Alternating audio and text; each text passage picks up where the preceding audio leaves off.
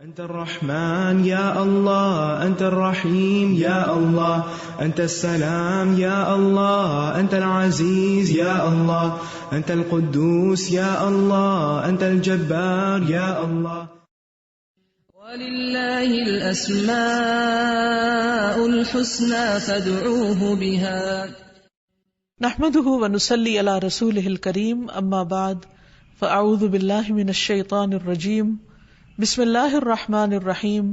رب اشرح لی صدری ویسر لی امری واحلل عقدۃ من لسانی یفقہوا قولی. ناظرین، پروگرام اللہ کے خوبصورت نام کے ساتھ آپ کی خدمت میں حاضر ہوں. آج انشاءاللہ العزیز ہم اللہ سبحانہ تعالی کے نام الالہ پر بات کریں گے.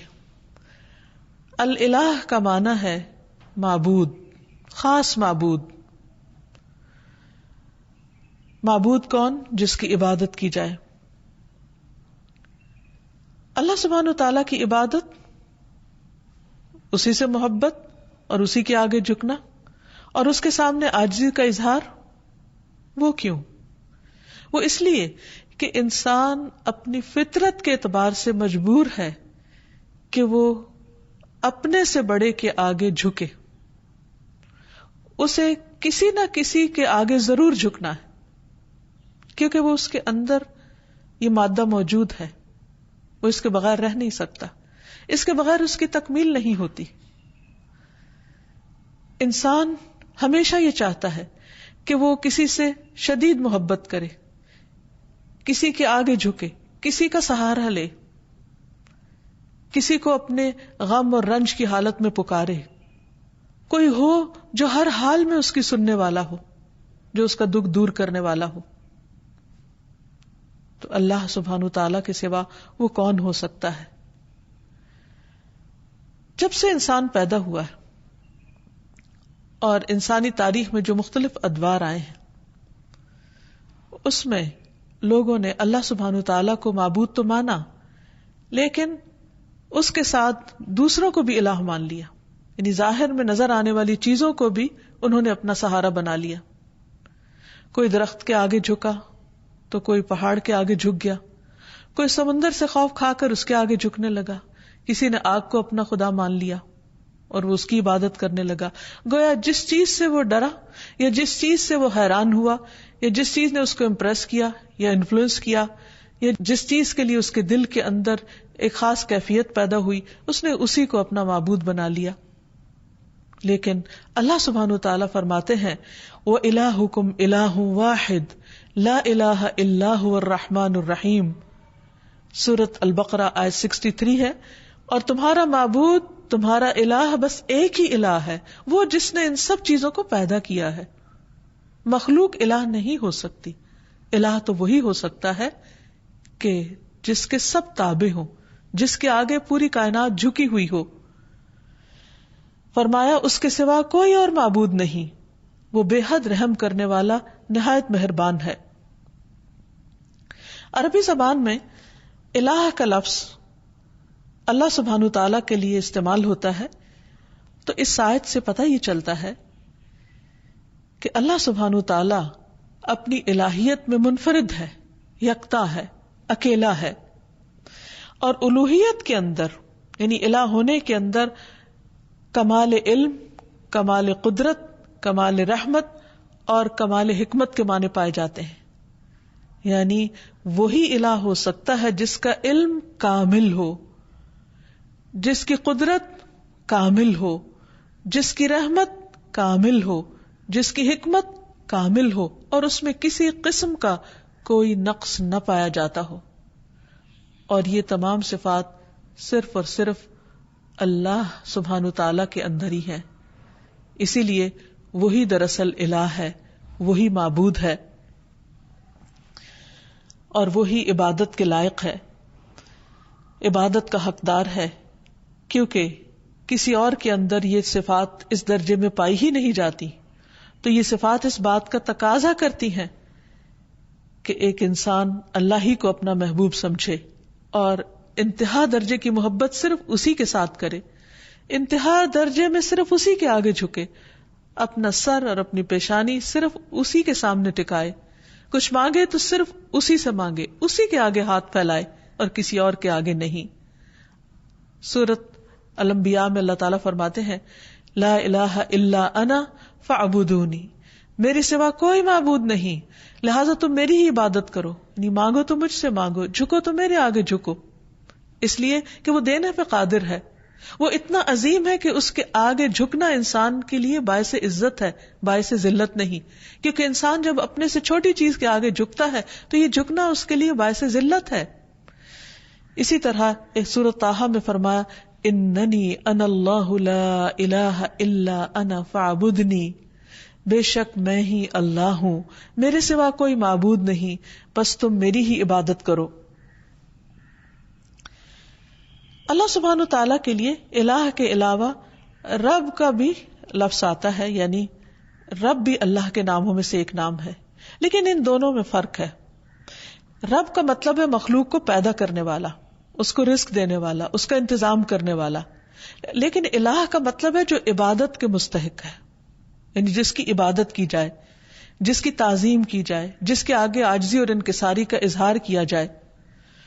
تو عبادت حقیقت میں محبت، اطاعت، تسلیم و رضا اور تعظیم پر مبنی ہوتی ہے، اور یہ صرف الہ ہی کے لیے ہو سکتی ہے.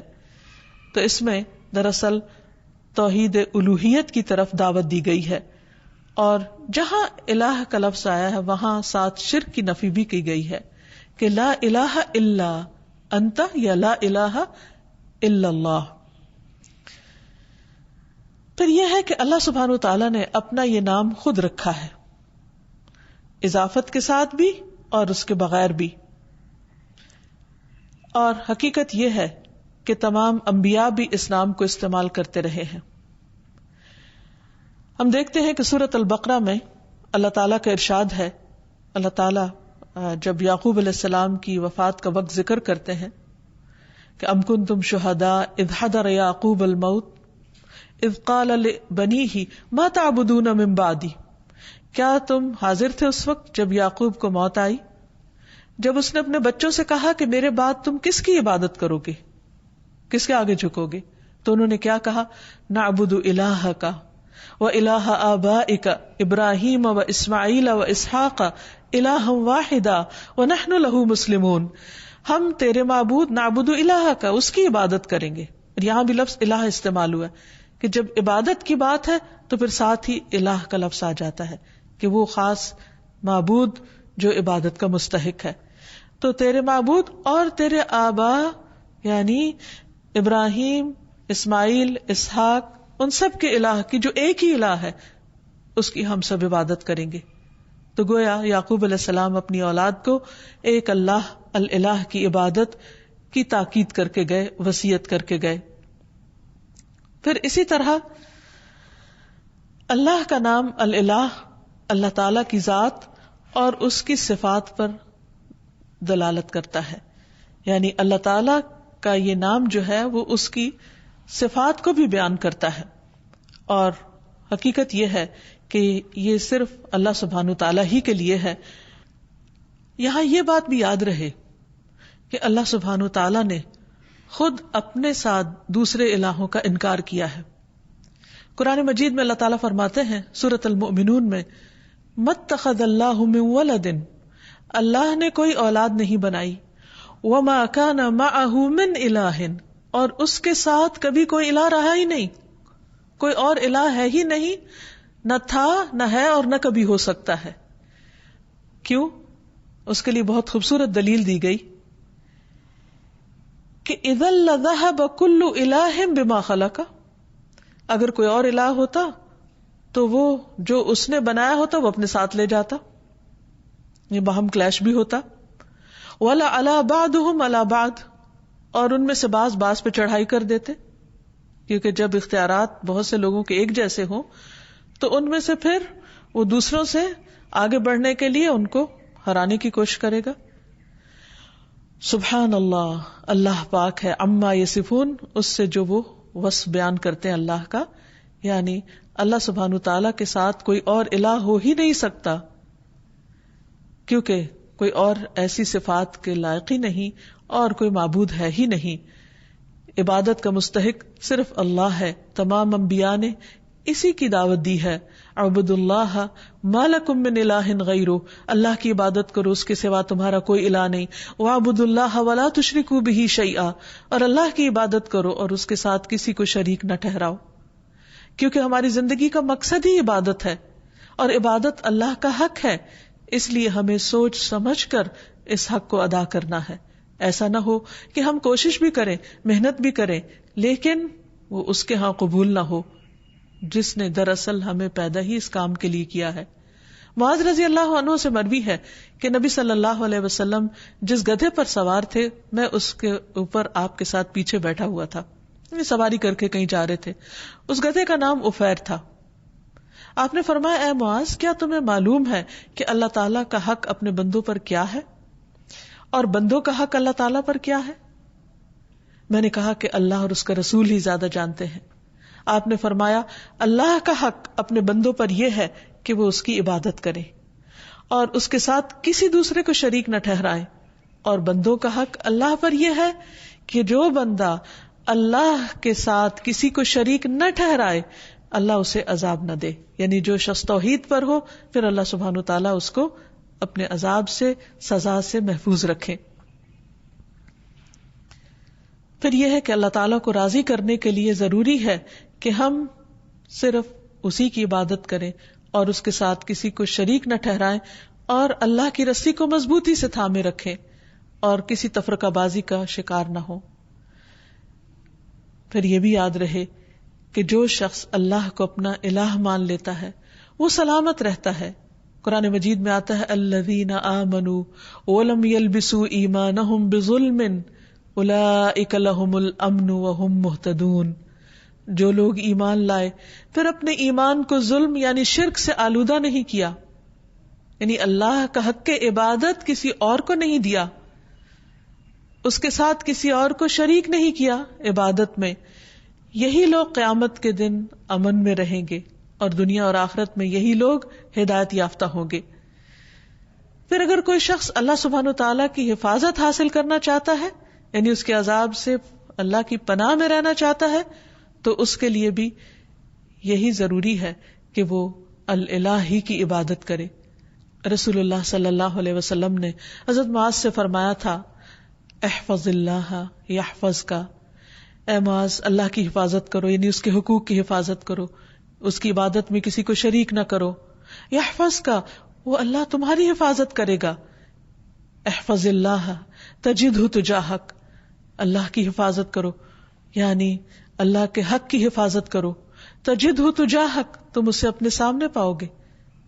پھر جب تمہیں اس سے کوئی کام ہوگا، ضرورت ہوگی، تم اس کو پکارو گے، اور پکارنا بھی تو عبادت ہے، تو وہ تمہاری پکار سنے گا، تمہاری مدد کرے گا اور تمہاری محتاجی کو بھی دور کرے گا.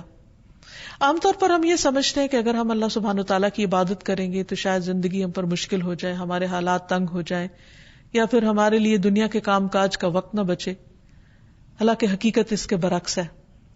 اللہ تعالیٰ فرماتے ہیں، حدیث قدسی ہے، اے ابن آدم، یعنی اے آدم کی اولاد، تم اپنے آپ کو میری عبادت کے لیے فارغ کر لو، یعنی میری عبادت کے لیے بھی وقت نکالو، میں تمہارے دل کو بے نیازی سے بھر دوں گا، یعنی تمہیں ایک خاص قسم کی سیٹسفیکشن عطا کروں گا. ورنہ بعض اوقات کیا ہوتا ہے، انسان کے پاس بہت کچھ بھی ہوتا ہے لیکن اس کے دل کو اطمینان نہیں ہوتا، اس کے اندر ایک ویکیوم سا ہوتا ہے، اس کے اندر ایک خلا ہوتا ہے، اس کے اندر اطمینان نہیں ہوتا. وہ بہت کچھ کرتے ہوئے بھی یوں سمجھتا ہے کہ جیسے وہ کچھ کر نہیں پا رہا، اسے اپنا مطلوب حاصل نہیں ہو رہا، کیونکہ مطلوب حاصل اسی وقت ہو سکتا ہے جب وہ اللہ کو اپنا مطلوب بنائے اور اس کی عبادت کرے. تو اللہ تعالیٰ کا یہ وعدہ ہے کہ جو شخص اللہ کی عبادت کے لیے وقت نکالے گا، مثلا وقت پر نماز پڑھے گا، وقت پر اپنے فرائض ادا کرے گا، اللہ سبحانہ و تعالیٰ اس کے دل کے اندر ایک غنا پیدا کر دیں گے، اور تمہارا فقر یعنی محتاجی دور کر دوں گا، وہ خلا دور کر دوں گا. لیکن اگر تم ایسا نہیں کرو گے تو میں تمہارے دونوں ہاتھ کاموں میں مشغول کر دوں گا، انتہائی مصروف ہو جاؤ گے، اور اس کے باوجود تمہارا فقر، تمہاری محتاجی، تمہاری ضرورت دور نہیں ہوگی. یعنی خواہ انسان کے پاس کتنا کچھ بھی ہو، اس کے اندر یہی ایک احساس ہوگا کہ ابھی میرے پاس کچھ نہیں. سب کچھ ہوتے ہوئے بھی اس کو اللہ کی نعمتیں یاد نہیں رہیں گی. اور اس کے دل کے اندر ایک خوف اور ایک پریشانی اور ایک بے چینی سی رہے گی. اس کے برعکس جو لوگ عبادت کریں گے وہ دنیا میں بھی مطمئن رہیں گے اور آخرت میں بھی اللہ کے عرش کے سائے میں اور جنت میں ہوں گے.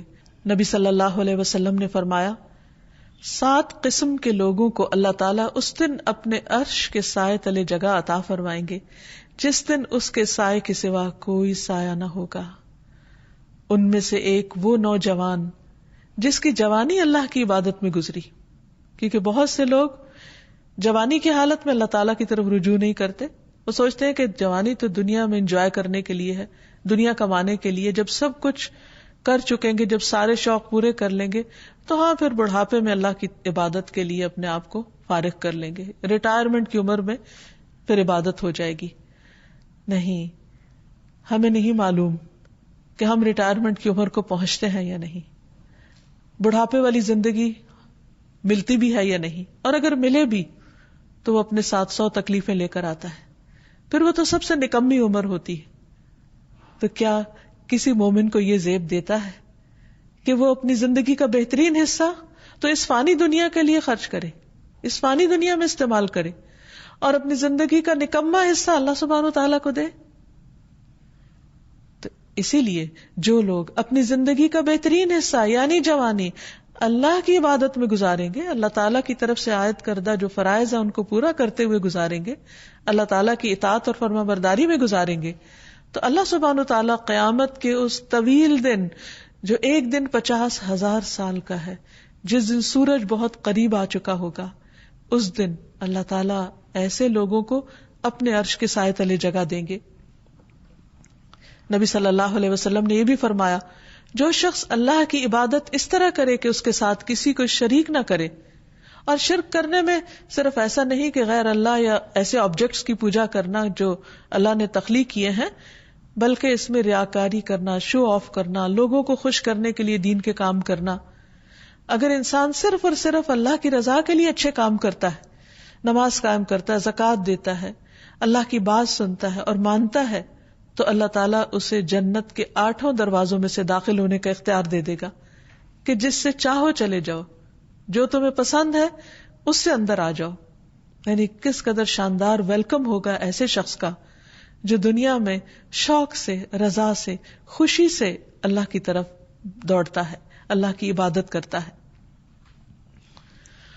تو یہاں یاد رہے کہ عبادت کے 2 اہم اصول بھی ہیں، اور جب تک یہ 2 چیزیں عبادت میں شامل نہ ہوں اس وقت تک عبادت کا حق ادا نہیں ہوتا. پہلی چیز اخلاص ہے کہ انسان جو کچھ اللہ کے لیے کرے بس وہ پھر اللہ ہی کے لیے کرے، کسی اور کے لیے نہیں کرے.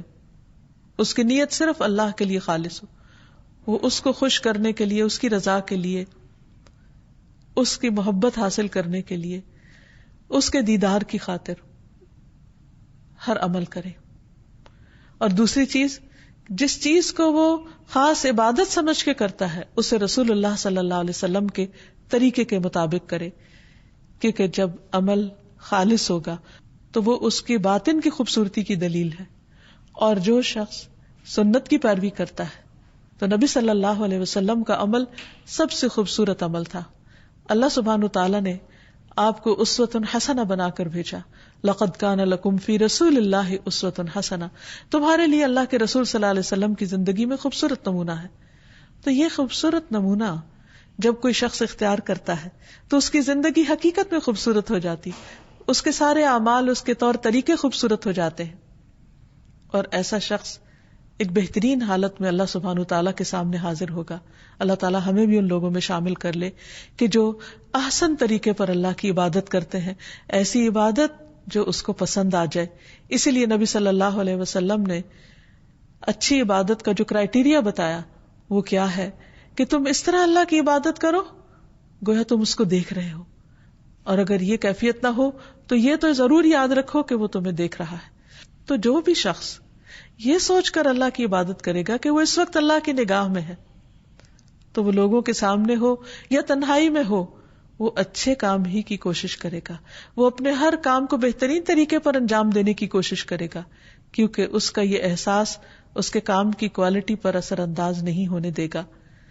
نبی صلی اللہ علیہ وسلم نے ایک خوبصورت دعا سکھائی ہے ہر نماز کے بعد پڑھنے کے لیے، اللہم اعنی علی ذکرک و شکرک و حسن عبادتک، اے اللہ اپنا ذکر، اپنا شکر اور اپنی خوبصورت عبادت کی توفیق عطا فرما، اس پر میری مدد فرما. کیونکہ انسان کے ساتھ بہت سی مشکلات بھی ہیں، خود اس کا اپنا نفس اندر سے بعض اوقات ایسے فتنے میں مبتلا ہو جاتا ہے کہ عبادت کی حلاوت ختم ہو جاتی ہے. اسی طرح بعض اوقات شیطان کے ڈالے ہوئے وسوسے یا لوگوں کی باتیں، باہر کا ماحول انسان پر اثر انداز ہوتا ہے اور وہ اللہ سبحانہ وتعالیٰ کی عبادت کا حق ادا نہیں کرتا یا عبادت کو انجوائے نہیں کرتا. اس لیے جو ہی ایک عبادت مکمل ہو تو اگلی عبادت کے لیے، یعنی ایک نماز کے اختتام پر اگلی نماز کے لیے اور اگلی مزید عبادات کے لیے انسان دعا کرے، کیونکہ اللہ کی عبادت پر اللہ تعالیٰ ہی بہترین طریقے پر مدد کر سکتے ہیں. پھر اسی طرح یہ ہے کہ انسان اپنی عبادات میں کمی کوتاہی نہ کرے.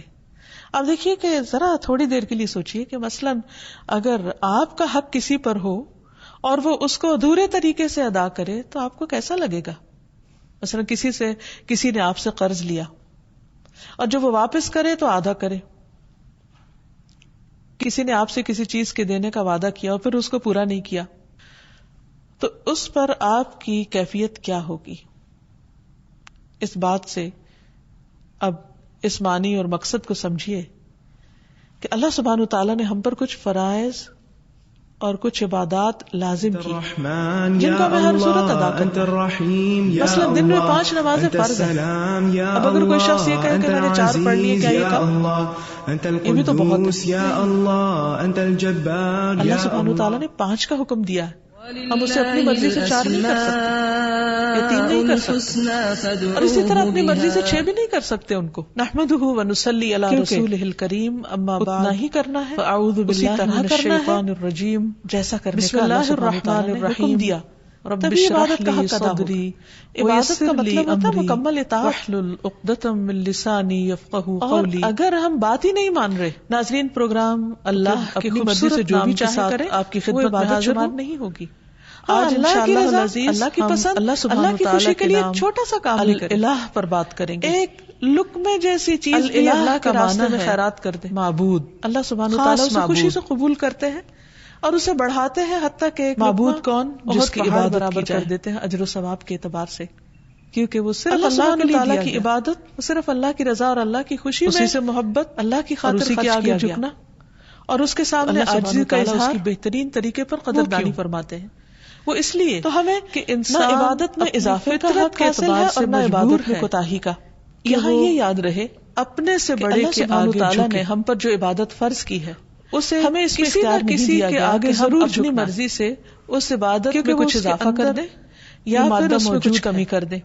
وہ اس کے بغیر رہ نہیں سکتا. عبادت کی اصل اس کے بغیر اس کی تکمیل نہیں ہوتی. فرما برداری ہے، اللہ کے حکم کی تابعداری ہے. ہمیشہ یہ رضی اللہ عنہ سے مروی ہے کہ ایک آدمی نبی صلی اللہ علیہ وسلم کی خدمت میں حاضر ہوا، کسی کے آگے جھک کے کسی کا رسول صلی اللہ علیہ وسلم یہ بتائیے کہ اللہ تعالیٰ نے کسی نماز فرض کی یعنی جن کی حالت ہم پر لازم ہے. آپ نے فرمایا جو ہر حال میں اس کی سننے والا 5 نمازیں فرض کی، جو اس کا دکھ دور کرنے والا ہو. اس نے پوچھا ان سے پہلے یا بعد میں تو کوئی نماز فرض نہیں ہو سکتا، یعنی ان کے علاوہ فرض کے درجے میں تو نہیں کچھ.